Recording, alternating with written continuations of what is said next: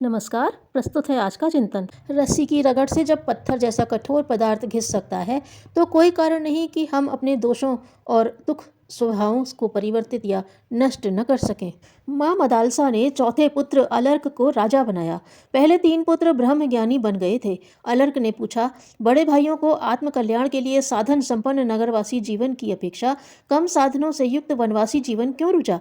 माँ बोली, बेटे बताओ, जिसका उद्देश्य नदी पार करना हो वह सुविधा सामग्री से भरी विशाल छिद्र वाली नौका चुनेगा या सामान्य सी छिद्रहीन नौका? अलर्क ने कहा, निश्चित रूप से छिद्रहीन सामान्य नौका चुनी जाने योग्य है। माँ ने समझाया, बेटे सांसारिक सुख सुविधाओं भरे जीवन में मनुष्य के व्यक्तित्वों में दोषों के छिद्र बन जाते हैं और साधना युक्त जीवन से व्यक्तित्व छिद्रहीन बनता है। इसलिए साधक सुविधाएं छोड़कर छिद्रहीन व्यक्तित्व वाला जीवन चुनते हैं। तुम भी ऐसा ही व्यक्तित्व बनाना। साधनों को ज़रूरत से ज़्यादा महत्व मत देना। दुखों से निराकरण का उपाय मात्र अभावों और कठिनाइयों का निराकरण ही नहीं, निषेधात्मक दृष्टिकोण का परिष्कार भी है।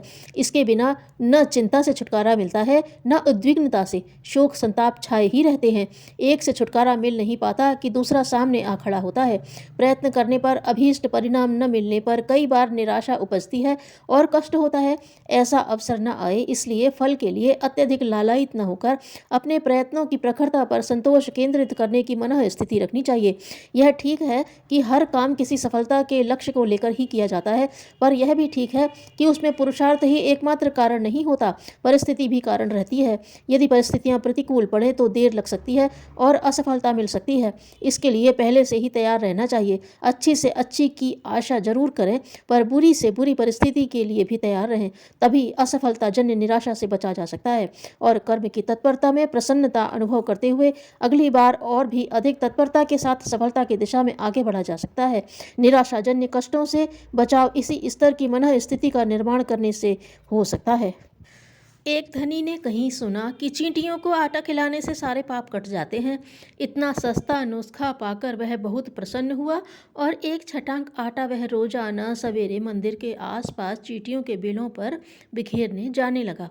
महीने भर में चींटियों के हजारों नए बिल तैयार हो गए और इस सुविधा से लाभ उठाने के लिए करोड़ों चींटियां उस क्षेत्र में जमा हो गईं। उनकी संख्या इतनी बढ़ी कि मंदिर के समीप रहने वाले लोगों के नाकों दम आ गया और वे इलाका छोड़कर अन्यत्र भागने लगे। मंदिर के आंगन में एक दिन एक संत का प्रवचन हुआ।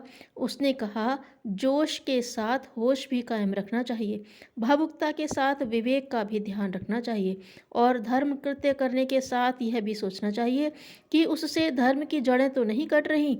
चींटियों को बुलाकर हम तो इंसानों को भगाने में लगे हुए हैं।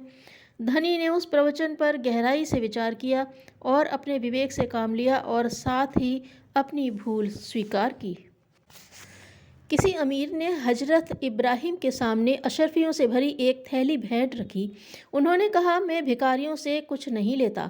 उसने कहा, भिखारी नहीं, मैं तो बहुत बड़ा धनी हूँ। इस पर इब्राहिम ने कहा, तेरे पास जो धन है उससे और अधिक तू चाहता है या नहीं? उसने जवाब दिया, चाहता हूँ। तब हजरत ने कहा, फिर तू भिखारी नहीं तो क्या है? यह कहकर उन्होंने उसकी थैली वापस कर दी। धन्यवाद।